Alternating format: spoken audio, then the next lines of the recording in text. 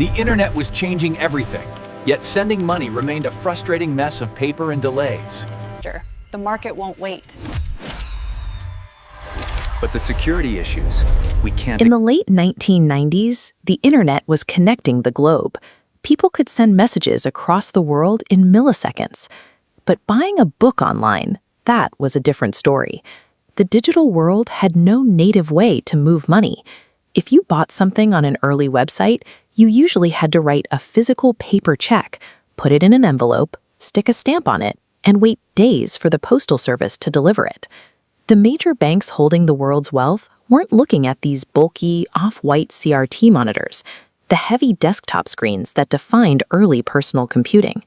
They viewed the web as a novelty, not a financial platform. The global economy was waiting for a digital checkout counter. Whoever figured out how to transmit cash instantly through a web browser would own the plumbing of modern commerce. The fastest communication network ever built was stuck moving at the speed of the mailman. To break the bottleneck, it would take a group of outsiders with no banking experience at all to hack together a solution. In 1998, Max Levchin arrived in Palo Alto. He was a young Soviet immigrant and a highly skilled programmer looking to catch the wave of the dot-com boom. He pitched his technical ideas to Peter Thiel, an ambitious hedge fund manager. Thiel handed over $100,000 to fund Levchin's concepts, and together they formed a startup called Confinity.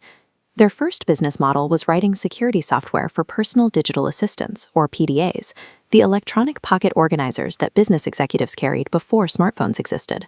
It was a terrible idea.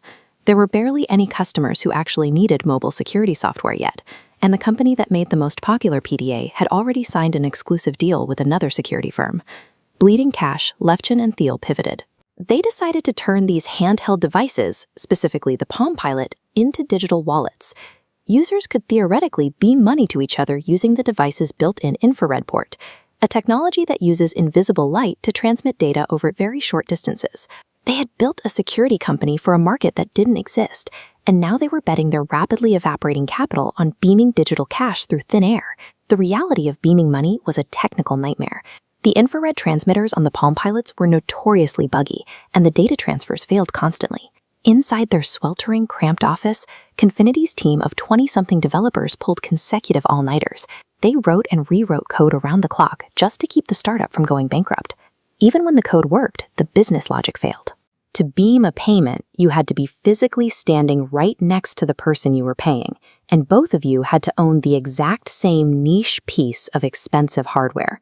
Levchin's team built a workaround. If a user forgot their Palm Pilot at home, they could log onto a website and send the payment directly to their friend's email address instead. It was designed entirely as a temporary backup feature. Almost immediately, users ignored the infrared beaming. They just used the email feature. Sending money via a simple email address was frictionless, and it exploded in popularity. The team named this specific product PayPal. Confinity didn't genius their way into the perfect product. They stumbled into it while trying to fix a broken hardware gimmick, accidentally giving the internet the payment layer it desperately needed. With email payments taking off, Confinity finally had a viable path forward, but an enormous threat was already mobilizing to crush them. Enter Elon Musk. At 27 years old, he had just sold his first software company for millions of dollars, and he wanted to completely dismantle the traditional banking system. This visualization shows Musk's concept for a company called X.com. He wasn't interested in a simple email payment tool. He wanted to build an internet superbank, a single digital hub that handled your checking account, stock portfolio, mutual funds, and loans in one place. Musk poured his own millions into this highly complex, deregulated vision, hiring seasoned banking executives. Confinity, meanwhile, was a scrappy team of young coders surviving on venture capital and a single email feature. In 1999, Silicon Valley was packed. Hundreds of newly funded startups were hunting for cheap commercial real estate, fighting over every square foot of available office space in town. When Musk finally signed a lease, he rented an office suite at 394 University Avenue. In a bizarre twist, Confinity had rented the adjoining suite. Two hyper-ambitious teams, separated by a single interior wall, were unknowingly preparing for a brutal proxy war. Only one of them would survive to control the future of online money. It is 1999 in Palo Alto, California. We are at the epicenter of the dot-com boom, where technology companies are racing to put money on the internet in one unified place. Employees from both companies share the same restrooms and parking lot. They are locked in a zero-sum turf war, separated only by thin office walls, with each side secretly convinced the other's business model is completely doomed. To win this turf war, both companies resort to extreme growth tactics. Confinity's new product, PayPal, offers $10 to sign up and $10 for referring friends. X.com responds by offering $20. They are handing out free cash to anyone with an email address. This chart shows exactly what that strategy does to a company's balance sheet. As the line for total active users skyrockets upward, the line for company cash reserves plummets straight down. The cash burn accelerates when independent sellers on the auction site eBay start demanding these email payment services to clear their sales. Suddenly, this niche transfer tool becomes a daily necessity for a massive online marketplace. But there is a fatal flaw in this rapid expansion. PayPal has to cover a 2% fee on every credit card transaction. By absorbing these costs to keep the service free for consumers, they bleed nearly $100,000 every single day. Getting more users means accelerating their own bankruptcy. They are trapped in a competition to see who will run out of money last. By early 2000, the free money model attracts massive fraud. Criminals write code to open thousands of fake accounts to harvest the sign-up bonuses. Customer service phone lines are so overwhelmed that employees literally unhook them from the wall. Facing an empty bank account, Peter Thiel walks to the office next door to speak with X.com. He is looking for a way to stop the mutual bleeding. Musk is confident X.com has the financial upper hand. His initial offer is brutal. X.com will acquire PayPal, and the PayPal team will receive just 8% of the combined company. The deal nearly dies on the spot. But X.com's CEO, Bill Harris, steps in. He tells Musk that if they don't merge equally, he will resign. To prevent a leadership crisis right in the middle of a funding round, Musk agrees to a 50-50 split. In February 2000, the papers are signed. They have simply trapped two fiercely competitive teams inside the exact same room. The newly merged company is an organizational mess. They have two of every executive role and two deeply suspicious workforces trying to navigate the same projects. This schematic illustrates the deepest fracture between the teams: server architecture. Confinity's engineers built PayPal on Linux, an open-source system where developers freely modify code. Musk insists they migrate to Microsoft Windows, a closed proprietary system. The two platforms refuse to communicate efficiently. This disagreement freezes product development. Engineers spend months debating architecture instead of shipping new features, creating a deeply paranoid atmosphere where every technical choice feels like a battle for control. By eliminating their external competition, the executives inadvertently engineer a civil war. While leadership debates the company's survival strategy, the cash burn continues. The merged entity is bleeding millions, and vital decisions take weeks to finalize. Thiel and Musk find a rare moment of agreement. They both dislike how CEO Bill Harris is running the company. They view his traditional banking approach as too slow for their internet speed ambitions. Behind Harris's back, they gather enough board votes to issue an ultimatum. In May 2000, Harris is ambushed and forced to step down, leaving Elon Musk to claim the CEO title. Musk immediately wields his new authority.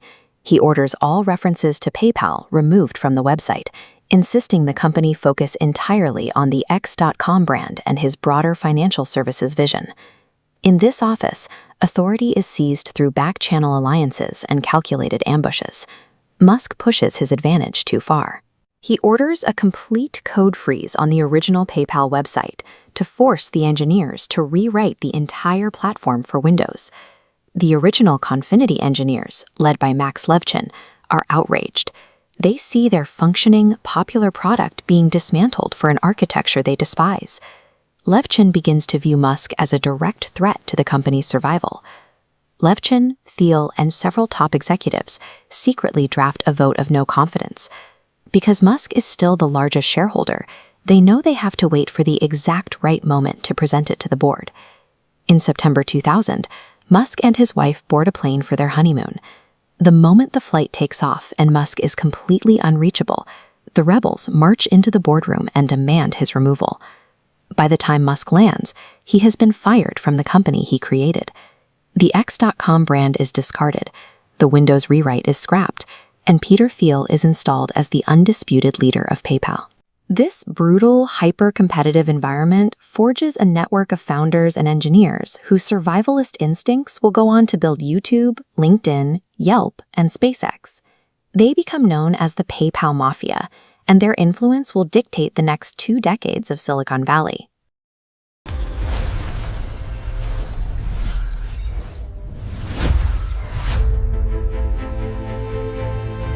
Elon Musk had just been ousted as CEO, but leadership drama was the least of the company's problems.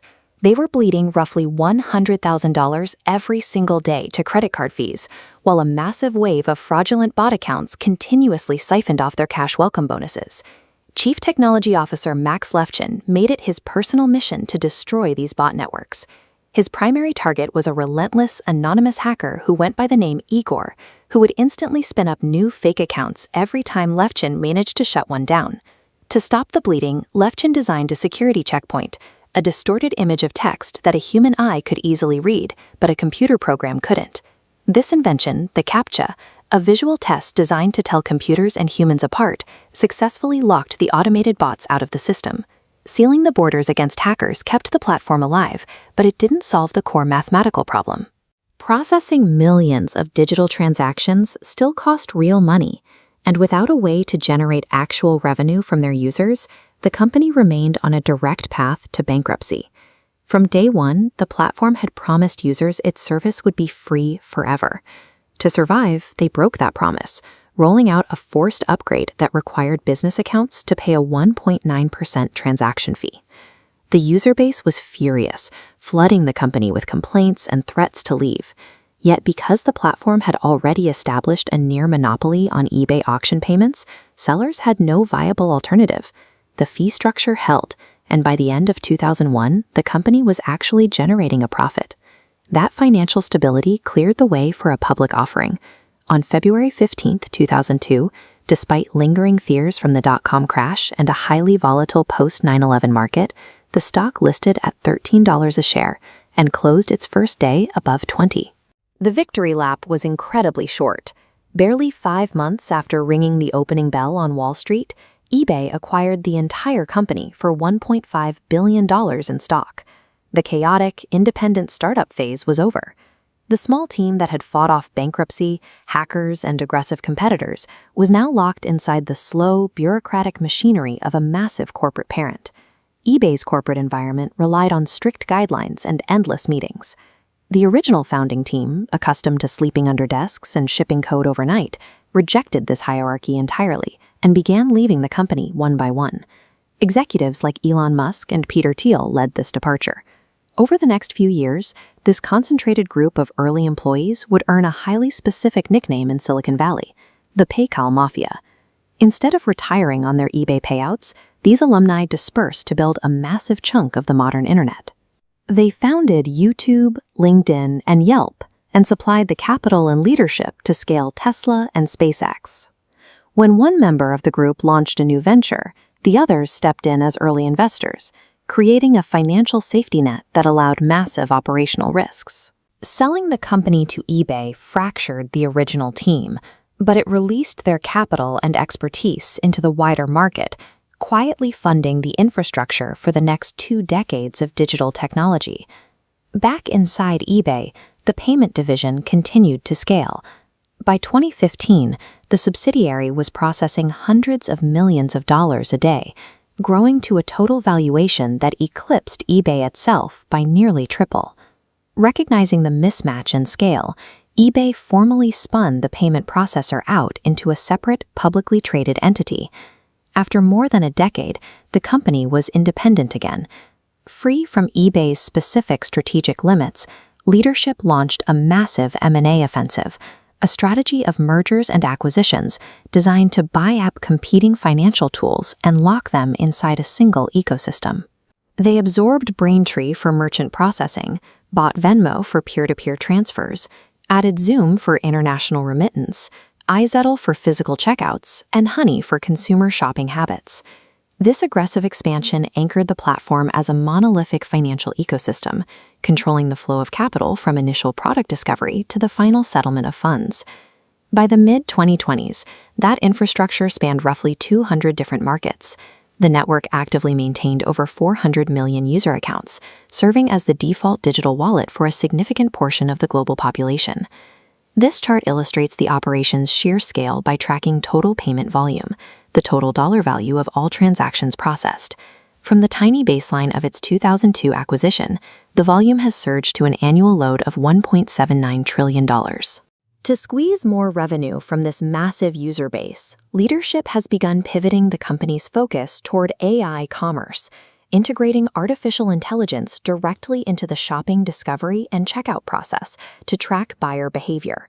With nearly $2 trillion flowing through its servers annually and a tight grip on both consumer wallets and merchant backend systems, the company sits at the peak of the digital economy. But sitting at the peak exposes you to the elements. Under the tenure of newly appointed CEO Enrique Lores, the stock price has faced severe sell-offs as Wall Street adjusts to the reality that the platform's era of explosive growth has ended. The ecosystem is taking hits from multiple sides. Stripe is eating into the merchant processing market. Apple Pay offers a faster native checkout on mobile devices, and decentralized finance, a system using public blockchain networks instead of traditional corporate middlemen, threatens the core business model of transaction fees entirely. Building an empire requires a tolerance for chaos, but defending one requires flawless execution against an endless line of challengers who want what you have. Over 2 decades, a small team of engineers fought their way out of a tiny office in Palo Alto to conquer the financial world. But when you build your throne at the very edge of the summit, any step forward is a step off the cliff. In its early days, PayPal achieved something remarkable. It taught humanity how to trust the internet with its money. But today, the infrastructure of that original digital liberator is facing a massive crisis of faith. Users are reporting a shared, recurring nightmare. They wake up to find their accounts suddenly frozen, with their own funds locked away for up to 180 days, often without any clear explanation. What was originally designed as an automated risk management system to stop fraud has hardened into an impenetrable corporate black box. Small business owners find their cash flow instantly severed, and when they try to fix it, they are forced to navigate a maze of automated customer service bots that offer no real answers. The irony here is sharp. A tool created by a group of 20-somethings to bypass the rigid, slow, traditional banking system has morphed into an opaque, central authority dictating who gets to participate in the digital economy. Then came the policy update of 2022. Users scrolling through the terms of service spotted a clause stating that anyone posting misinformation could face a penalty of $2,500 deducted directly from their PayPal balance. The backlash was instantaneous and fierce, with even former PayPal executives publicly condemning the move. The company quickly retracted the clause, claiming it was an error in the text, but the damage to their brand loyalty left a permanent scar. And this internal chaos happened at the exact moment a new wave of agile tech companies arrived to exploit that very vulnerability. Consumers started reaching for frictionless options built directly into their phones, like Apple Pay. Meanwhile, developers and online merchants began migrating their back-end processing to newer, highly specialized platforms like Stripe. Trapped between a brutal revolt from its own user base and an invasion of faster financial rivals, the consensus among tech commentators and the market was clear: PayPal was dying. But if you look past the headlines and the user forums, the actual data tells a completely different story. The company closed out 2025 with 439 million active accounts, generating over $33 billion in annual revenue, and the sheer volume of capital flowing is staggering, processing $1.79 trillion in total payment volume. PayPal achieved this scale by building a multi-headed financial ecosystem that controls multiple layers of the transaction, moving far into the background of global commerce. While you might use standard PayPal for an online purchase, Venmo captures a massive segment of the U.S. peer-to-peer market. Zoom handles international borderless remittances, and Braintree provides the back-end processing for some of the world's largest corporate merchants. Today, PayPal operates as the invisible foundational plumbing holding up a massive percentage of global commerce. Yet that massive scale hides a structural weakness. The overall growth rate is slowing down, and the profit margins on those trillions of dollars are tightening, which set off alarm bells across Wall Street. In early 2026, the board of directors staged a drastic intervention. Concluding that the company wasn't executing changes fast enough, they ousted their CEO, Alex Criss. Enrique Lores took over in March 2026, signaling a definitive move toward an aggressive, wartime posture. A boardroom purge like that proves the company recognizes its own vulnerability. They are willing to cut their own leadership to prepare for a coming technological war. That war requires a massive technological leap. PayPal's leadership knows the traditional web browser and the standalone digital wallet are becoming obsolete. Their counteroffensive is a strategy they call agentic commerce. Instead of waiting for you to navigate to a checkout page, they want to embed their payment systems directly into AI-driven shopping assistants. Through strategic partnerships with OpenAI and Microsoft Copilot, they are building interfaces where you can discover, select, and purchase a product entirely inside an AI chat dialog window. Their second major bet relies on the blockchain. They launched PayPal USD, or PYUSD, a stablecoin pegged directly to the US dollar, designed to bridge traditional, regulated finance with decentralized crypto networks. By deploying PYUSD across high-speed networks like Solana and Arbitrum, they are trying to capture the instantaneous, borderless nature of cryptocurrency while keeping the transactions securely inside their ecosystem. They are betting a $64 billion empire that the future of their business relies on ceasing to be a standalone destination and instead becoming the underlying financial engine powering artificial intelligence. It is an audacious gamble for the entity that originally taught humanity how to trust the early internet with its money. That legacy is anchored by the PayPal mafia, early founders like Peter Thiel, alongside Elon Musk and Reid Hoffman, who used the company as a launchpad to build the modern architecture of Silicon Valley. But that legendary past sits in stark contrast to their current reality. Today, they are fighting a brutal two-front war against lingering distrust from their own users on one side and highly specialized agile competitors on the other. The question now is whether PayPal can successfully engineer the financial architecture of the AI era, or if they will simply be remembered as a foundational ghost of the early internet. If you enjoyed this story, don't forget to like the video and subscribe to the channel. We explore the rise, fall, and hidden stories behind the world's biggest companies.